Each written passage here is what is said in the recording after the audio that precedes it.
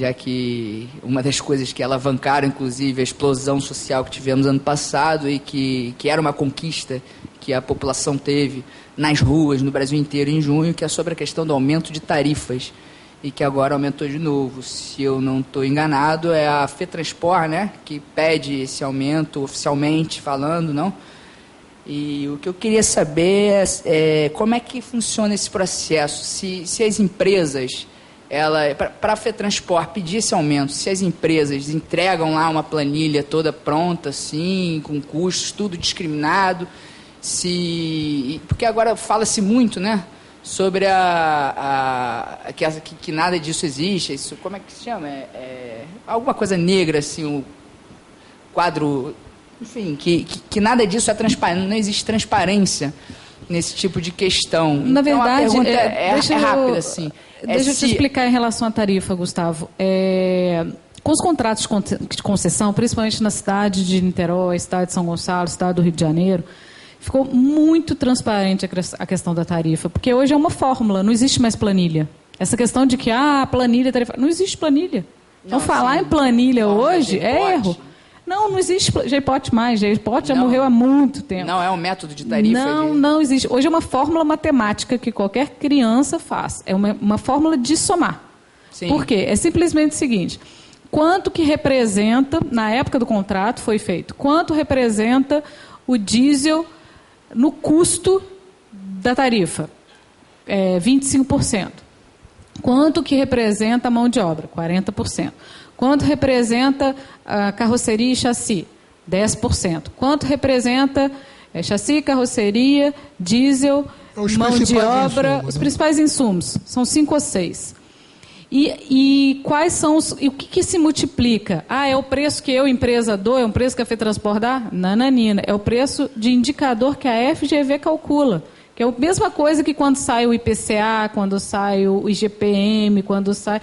Então, é um indicador que a FGV transmite quanto custa. Então, esse multiplicador... Mas ela não tem uma taxa de lucro que ela tem que ter? Ela pode ter uma taxa de lucro de 200 milhões por cento? Não. Assim? Ela tem dentro do contrato, quando a gente entregou lá, que a gente venceu, cada empresa, cada consórcio venceu a licitação, ela tem uma taxa interna de retorno, né, que foi a TIR que ela colocou, que quanto que ela pode ter de retorno. Como é que parcela... Deixa eu fazer uma interrupçãozinha aqui. Eu queria saber, na verdade... Não, peraí, essa questão... Essa questão, não... Você quer ter um intervalinho, quer beber uma água, quer continuar levando bancada aqui? Então, o seguinte, vamos estabelecer um teto, então, para as perguntas aqui. A questão e aí o que acontece? Todo ano, o aumento da tarifa, todo ano, ele é por essa fórmula paramétrica. E de 4 em 4 anos existe, isso é a revisão. Esse é o reajuste, desculpa. E de 4 em 4 anos, aí sim existe uma revisão. Por quê? Porque a fórmula paramétrica ela não pega tudo. Por exemplo, ela não pega imposto, ela não pega, por exemplo, o diesel... Ele é pelo indicador da FGV. Mas aconteceu alguma coisa, terminou, a Petrobras resolveu importar todo o diesel esse ano. E aí o preço disparou. Ele não pega essas diferenças. Então, de 4 em 4 anos, é feita uma revisão tarifária. Aí sim, a SMTR calcula tudo pela SMTR, que tem lá no contrato de concessão, como que ela vai fazer a revisão de 4 em 4 anos, mas a fórmula paramétrica, por exemplo, todos esses reajustes que a gente teve, foi pela fórmula paramétrica. Índice FGV multiplicado pelo percentual do consórcio. Deixa eu só colocar uma coisinha aqui, rapidinho. Isso aí, eu acredito que essa matemática esteja perfeita. Acontece, o problema é o seguinte, esse número de custo por ônibus que a gente tem, para você chegar ao preço da passagem, precisa ter o outro item, que é o número de passageiros. Então, quando se fala em caixa preta, é a questão de saber quantos passageiros andam no ônibus, porque... Bom, é o seguinte, um passageiro a mais não aumenta os custos. Exatamente. É o IPK. Hoje em dia, a tarifa não é mais calculada pelo IPK. É isso que eu estou falando. Mas peraí, hoje não é mais. Não, mas quando ela começou, Lá atrás. Quando tinha a fórmula do J-Pot, vocês têm toda a razão. Você tem uma tarifa que ela está partida, ela está sendo reajustada. Mas se você não souber quantos passageiros, vamos supor que metade da população que anda de ônibus... Um passageiro não aumenta o custo da empresa, o custo da empresa é fixo. Mas você tem um detalhe. Eu sei, mas você tem um detalhe. Hoje, como é calculado, é assim. Você tem um detalhe que eu... O que eu queria saber, de fato, é sobre transparência das empresas de transporte, no caso do município do Rio de Janeiro. Se nós, da população, podemos ter acesso a essas planilhas de custos, a taxa de lucro, já que é uma concessão... Está no site do Rio Ônibus, você pode entrar, Rio Ônibus informa, Porque eu vendo tem a no taxa caso interna de Niterói, retorno. Sim, a gente pegou, pela CPI, você pega uma empresa, por exemplo, como a Peixoto, e você identifica absurdos de irregularidade ali, que nada é feito. Uma garagem da empresa que custa milhões e milhões e milhões, e estava lá no custo, aquilo ali está também na fórmula final. Você pega a última tarifa, aplica uma fórmula e beleza. Agora, os custos dessa tarifa que já foi pego atrás, ninguém fala. É uma discussão política, muito acima de técnica. Então, não estou me importando se é pi ao quadrado. Eu quero saber aquilo que constitui a tarifa de fato, assim. E a margem de lucro das empresas. Eu quero saber site Rio se a Ônibus gente tem informa, condições de ter todas essa planilha de cálculos das empresas. Eu quero saber quanto que é a margem de lucro das empresas e mais. E se essas empresas tem alguma auditoria interna.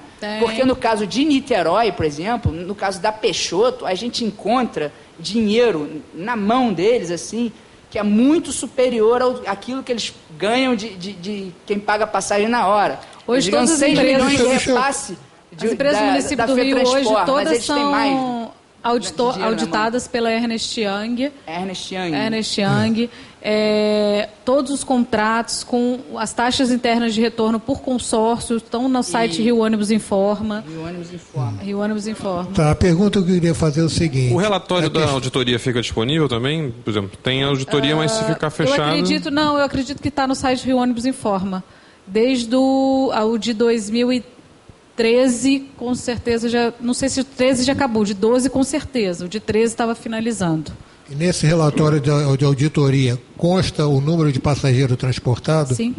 Estão os balanços lá. Com os balanços tem isso? Tem. E essa auditagem, porque essa questão que eu levantei antes ali é a questão de o número de passageiros representa o faturamento da empresa. Os custos são fáceis, a gente sabe quanto custa um ônibus, tem algumas discussões sobre se o Jacob Barato é dono de uma revenda Mercedes, etc., uma coisa assim, mas isso não é marginal. O custo do ônibus é apurável. A questão é como se chegou àquela tarifa inicial, que era 2 e pouco, e está sendo reajustada até agora, mas a questão que a gente tem que retroagir é como foi formada essa tarifa, porque tem vários... isso aí não está claro. Então, essa formação é que a gente ganha isso. Esse número de passageiros por ônibus é disponível? Eu posso ligar para você e dizer... Você pode me dizer a empresa tal... O site da FETransport tem os dados, quantidade de passageiros do município do Rio, por da região metropolitana. Não, por linha não. Eu tenho do sistema. Mas o sistema sabe quantos tem por linha. Tem, porque ele fecha o relatório da empresa diário de ônibus. O ônibus tem. Eu não tenho do estado inteiro, eu não tenho. Tá, eu tenho de algumas cidades. Eu posso chegar para você e perguntar: o ônibus Madureira Alvorada, posso ligar para você e pedir um e-mail? Se eu tiver, não tem problema nenhum. E vai passar isso? Se eu tiver, não tem problema nenhum. Tá bom. Wagner, deixa eu falar aqui. Tem respeito às pessoas que estavam assistindo. Você chama Wagner, você é de onde? É do fórum também? Está sendo gravado aqui. Eu sou conselheiro aqui do Clube de Engenharia, a senhora Richelle, né? Eu sou conselheiro aqui do Clube de Engenharia, sou usuário de ônibus, sou morador de Itaipuaçu, Maricá. Tá? E eu acho que eu sou o cara que mais liga para a FETransport e por dentro. Eu acho. Eu devo ter ali na minha agenda ali uns 30 protocolos. Então, deixa eu acrescentar uma coisa que você disse. A Richelle disse que a gente pode passar os e-mails das coisas aqui, que ela dessa vez vai responder, que o Otacílio não respondeu daquela vez que eu fui gozado por isso. Né? E eu sou diretor, eu acho que eu sou diretor de uma entidade chamada ADUT, não sei se você conhece, Associação de Defesa do Usuário de Transporte. Então, o nível da minha relação com o setor de transporte, além de cidadã, é técnica, mas antes de tudo é cidadã. E eu moro naquela região que tem a Nossa Senhora do Amparo, que deve ser uma empresa dentro da estrutura da FETransport, deve ter uma voz muito forte lá. Eu oxalá que, pelo menos na demanda da estrada que eu pego ônibus, que é a estrada do Cajueiro, para Capurria, nisso, acho que a voz de algumas pessoas foram ouvidas. Quando eles tinham 2 horários de ônibus, pela manhã tinha 4 e à noite tinha 2, eu não entendia nada disso. E agora eles estão botaram até ônibus mais tarde, louvável. E recentemente eu ajudei a organizar pela ADUT, com o Fórum da Mobilidade aqui, um protesto lá no Menezes Corte, um protesto pacífico, não sei se a senhora tomou conhecimento, em relação à situação dos assaltos que vem acontecendo, principalmente nessa linha E qual é a minha intriga? A minha intriga é que em nenhum momento eu vi o depoimento da FETransport. Eu não vi. O que aconteceu, por exemplo, lá milhares de pessoas, deve ser usuário dessa empresa, né? Milhares, né? Eles têm até um serviço de conforto, ônibus limpo, ar-condicionado funciona, essa coisa do horário, é até louvável, eu não tenho a reclamar nesse horário. Eu tenho a reclamar sim, primeiro por só ter essa empresa na minha região, segundo por eu ter que exigir os meus direitos da forma que eu exijo, ou ligando tal, ou até por ação do Ministério Público, essas coisas todas.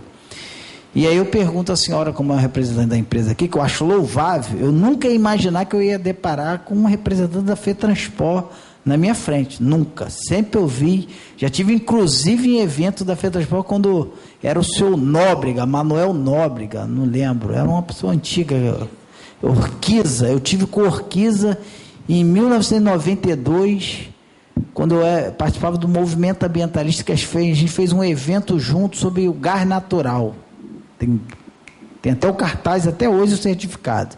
E ele era ligado ao setor de transporte. Nunca ia imaginar que eu ia ser um militante de transporte, apesar de ser um técnico, ser engenheiro e tal, as coisas todas. E aí eu, por exemplo, qual é a minha colocação para a senhora? Como é que vocês estão vendo essa questão desses assaltos que estão acontecendo no principalmente, só na Amparo, se não me engano, até hoje, dia 8 de março, já foram 10 ou 11, registrado 11.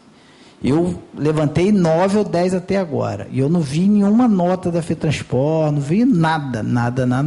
A ADUT, como uma entidade da sociedade civil, já cobrou nas ruas, e já cobramos, inclusive, o secretário, oficializamos o secretário Beltrame. E aí o que aconteceu? Vindo esses assaltos todos, claro, a minha esposa, quando ela entra em ônibus, tem que segurar na mão dela, apertar, porque ela está em pânico. Igual a ela, deve ter uma centena de pessoas. E aí, vai por aí, né? E aí o que acontece? Eu não vi nenhuma nota da Amparo, da FETransport, essas coisas todas. Então, o que aconteceu? Muita gente pegava o ônibus aqui no Rio, Castelo, principalmente, correu para Niterói. Eu mesmo, nas 2, 3 primeiras semanas, eu corri para Niterói. Igual a mim, só lá na empresa que eu trabalho, sou servidor público, tem 17, 18, 19 pessoas que pegam Amparo. Das 19 eu mapeei. 14 foram pegar ônibus em Niterói.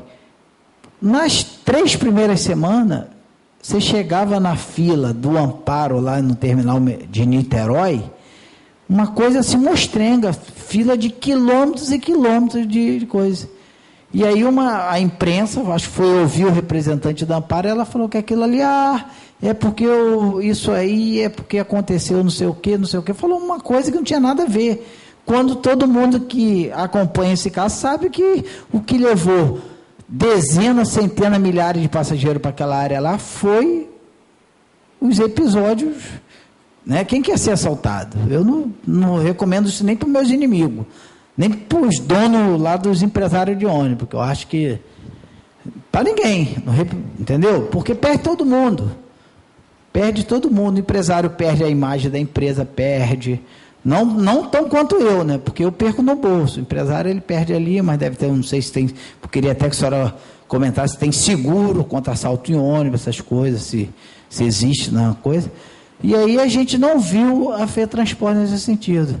Nem lá em Niterói, e continua. E outra coisa é assim, essa linha, Estrada do Cajueiro, então a senhora já coloca aí, tem um cara que pega o ônibus lá na Estrada do Cajueiro, que ele é cri-cri, é um pensador de transporte, e vai tirar o sono enquanto eu estiver vivo, estiver andando de ônibus, eu vou exigir meus direitos, pela DUT, pelo Clube de Engenharia aqui, que eu sou conselheiro, membro da divisão, no Fórum da Mobilidade, porque é imaginável. Então, por exemplo, tem ônibus 5h20, 6h20, 6h50, eles colocaram 6h50, intervalo meia hora, 7h20, 8h20, 9h20, aí não tem mais para o Rio, acabou.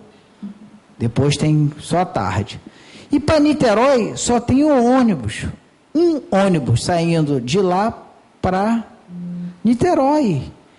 E aí, com essa mudança que teve no trânsito do Rio de Janeiro, muita gente está fazendo baldeação, vindo até o Fonseca, até o terminal, e vindo de barco. E Amparo ainda não se tocou para essa demanda. Eu já liguei, posso te dar o protocolo, falando, bota mais ônibus também para Niterói. Tem demanda, a região hoje de Maricá e Itaipuaçu, eu posso te afirmar, tecnicamente, sou geógrafo, trabalho com dados, essa coisa toda, é a região que mais cresce no estado do Rio de Janeiro, está crescendo mais que Itaboraí. E o setor de transporte, eu acho que ainda não caiu na real com essas demandas estatísticas, principalmente dessa região. Estou falando exclusivamente de Itaipuaçu e parte da Itaipuaçu, que Itaipuaçu é uma área grande. Então, já liguei pedindo mais ônibus, essas coisas todas. E aí, para concluir, eu queria dizer o seguinte, na minha opinião, a FETransport hoje é o segmento empresarial, não sei se vocês têm pesquisa nessa área, deve ter, com certeza, deve ser o setor empresarial mais odiado no estado do Rio de Janeiro, principalmente depois das grandes manifestações que aconteceram de junho para cá. Como é que vocês estão trabalhando para mudar essa imagem? Já que vocês têm um serviço de 0800, atende para o CMS, mas só anota o protocolo, está sendo avaliado. Eu sempre falo, está sendo avaliado. E aí, para concluir, outra coisa, aquelas baias do Fonseca ali de Niterói, aquilo ali é uma